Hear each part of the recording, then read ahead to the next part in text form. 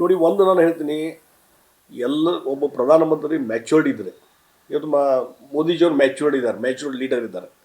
ಅದಕ್ಕೆ ಯಾವ ರೀತಿ ಉತ್ತರ ಕೊಡಬೇಕು ಅಂತ ನಾನು ಬರೀ ಬಾಯಿ ಮಾತಿಂದ ಉತ್ತರ ಕೊಡೋದಲ್ಲ, ಕೃತಿಯಿಂದ ಉತ್ತರ ಕೊಡಲಿಕ್ಕೆ ಸಾಧ್ಯತೆ ಅದನ್ನು ಮೋದಿಜಿಯವರು ಮಾಡ್ತಾರೆ ಡೆಫಿನೆಟ್ಲಿ.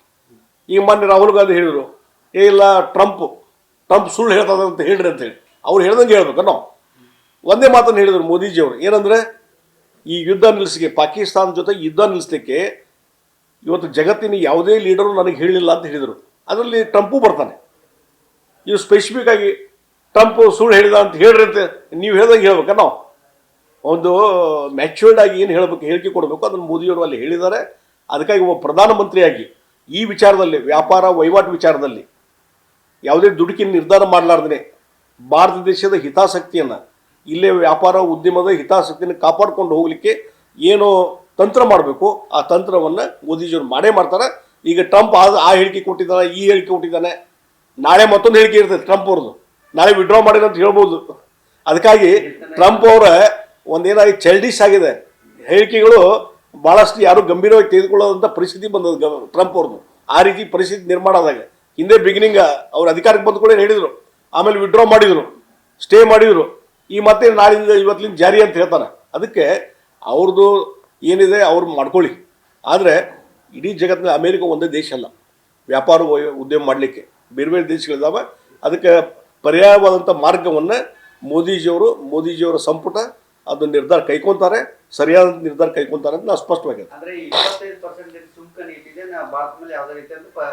ಡೆಫಿನೆಟ್ಲಿ ಅದು ಯಾವುದೇ ರೀತಿಯಾದಂಥ ಪರಿಣಾಮ ಆಗದ ರೀತಿಯಲ್ಲಿ ಆಡಳಿತ ನಡೆಸುವಂಥ ಶಕ್ತಿ ಮೋದಿಜಿಯವರಿಗೆ. ನೋಡಿ, ಒಂದು ನಾನು ಹೇಳ್ತೀನಿ, ಎಲ್ಲ ಒಬ್ಬ ಪ್ರಧಾನಮಂತ್ರಿ ಮ್ಯಾಚ್ಯೂರ್ಡ್ ಇದ್ದರೆ, ಇವತ್ತು ಮೋದಿಜಿಯವರು ಮ್ಯಾಚ್ಯೂರ್ಡ್ ಇದ್ದಾರೆ, ಮ್ಯಾಚ್ಯೂರ್ಡ್ ಲೀಡರ್ ಇದ್ದಾರೆ. ಅದಕ್ಕೆ ಯಾವ ರೀತಿ ಉತ್ತರ ಕೊಡಬೇಕು ಅಂತ ನಾನು ಬರೀ ಬಾಯಿ ಮಾತಿಂದ ಉತ್ತರ ಕೊಡೋದಲ್ಲ, ಕೃತಿಯಿಂದ ಉತ್ತರ ಕೊಡಲಿಕ್ಕೆ ಸಾಧ್ಯತೆ ಅದನ್ನು ಮೋದಿಜಿಯವರು ಮಾಡ್ತಾರೆ ಡೆಫಿನೆಟ್ಲಿ.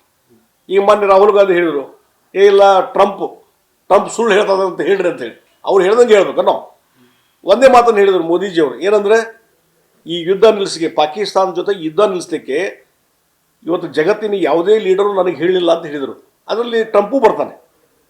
ಇವು ಸ್ಪೆಸಿಫಿಕ್ ಆಗಿ ಟ್ರಂಪ್ ಸುಳ್ಳು ಹೇಳಿದ ಅಂತ ಹೇಳ್ರಿ ಅಂತ ನೀವು ಹೇಳ್ದಂಗೆ ಹೇಳ್ಬೇಕ. ನಾವು ಒಂದು ಮ್ಯಾಚ್ಯೂರ್ಡ್ ಆಗಿ ಏನು ಹೇಳಬೇಕು, ಹೇಳಿಕೆ ಕೊಡಬೇಕು, ಅದನ್ನು ಮೋದಿಯವರು ಅಲ್ಲಿ ಹೇಳಿದ್ದಾರೆ.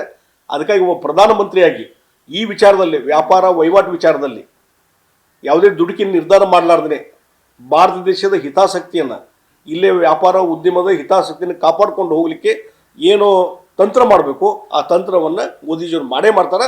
ಈಗ ಟ್ರಂಪ್ ಆ ಹೇಳಿಕೆ ಕೊಟ್ಟಿದ್ದಾನೆ, ಈ ಹೇಳಿಕೆ ಕೊಟ್ಟಿದ್ದಾನೆ, ನಾಳೆ ಮತ್ತೊಂದು ಹೇಳಿಕೆ ಇರ್ತದೆ ಟ್ರಂಪ್ ಅವ್ರದ್ದು, ನಾಳೆ ವಿಡ್ರಾ ಮಾಡಿದ ಅಂತ ಹೇಳ್ಬೋದು. ಅದಕ್ಕಾಗಿ ಟ್ರಂಪ್ ಅವರ ಒಂದೇನಾಗಿ ಚೈಲ್ಡಿಶ್ ಆಗಿದೆ ಹೇಳಿಕೆಗಳು, ಭಾಳಷ್ಟು ಯಾರು ಗಂಭೀರವಾಗಿ ತೆಗೆದುಕೊಳ್ಳೋದಂಥ ಪರಿಸ್ಥಿತಿ ಬಂದದ್ದು ಟ್ರಂಪ್ ಅವ್ರದ್ದು. ಆ ರೀತಿ ಪರಿಸ್ಥಿತಿ ನಿರ್ಮಾಣ ಆದಾಗ ಹಿಂದೆ ಬಿಗಿನಿಂಗ್ ಅವ್ರು ಅಧಿಕಾರಕ್ಕೆ ಬಂದು ಕೂಡ ಹೇಳಿದರು, ಆಮೇಲೆ ವಿಡ್ರಾ ಮಾಡಿದರು, ಸ್ಟೇ ಮಾಡಿದರು, ಈ ಮತ್ತೆ ನಾಳಿಂದ ಇವತ್ತಿನ ಜಾರಿ ಅಂತ ಹೇಳ್ತಾರೆ. ಅದಕ್ಕೆ ಅವ್ರದ್ದು ಏನಿದೆ ಅವ್ರು ಮಾಡ್ಕೊಳ್ಳಿ. ಆದರೆ ಇಡೀ ಜಗತ್ತಿನ ಅಮೇರಿಕ ಒಂದೇ ದೇಶ ಅಲ್ಲ ವ್ಯಾಪಾರ ಉದ್ಯಮ ಮಾಡಲಿಕ್ಕೆ, ಬೇರೆ ಬೇರೆ ದೇಶಗಳಿದ್ದಾವೆ. ಅದಕ್ಕೆ ಪರ್ಯಾಯವಾದಂಥ ಮಾರ್ಗವನ್ನು ಮೋದಿಜಿಯವರ ಸಂಪುಟ ಅದು ನಿರ್ಧಾರ ಕೈಗೊಂತಾರೆ, ಸರಿಯಾದ ನಿರ್ಧಾರ ಕೈಗೊಂತಾರೆ ಅಂತ ನಾವು ಸ್ಪಷ್ಟವಾಗಿದೆ. ಡೆಫಿನೆಟ್ಲಿ ಅದು ಯಾವುದೇ ರೀತಿಯಾದಂಥ ಪರಿಣಾಮ ಆಗದ ರೀತಿಯಲ್ಲಿ ಆಡಳಿತ ನಡೆಸುವಂಥ ಶಕ್ತಿ ಮೋದಿಜಿಯವರಿಗೆ.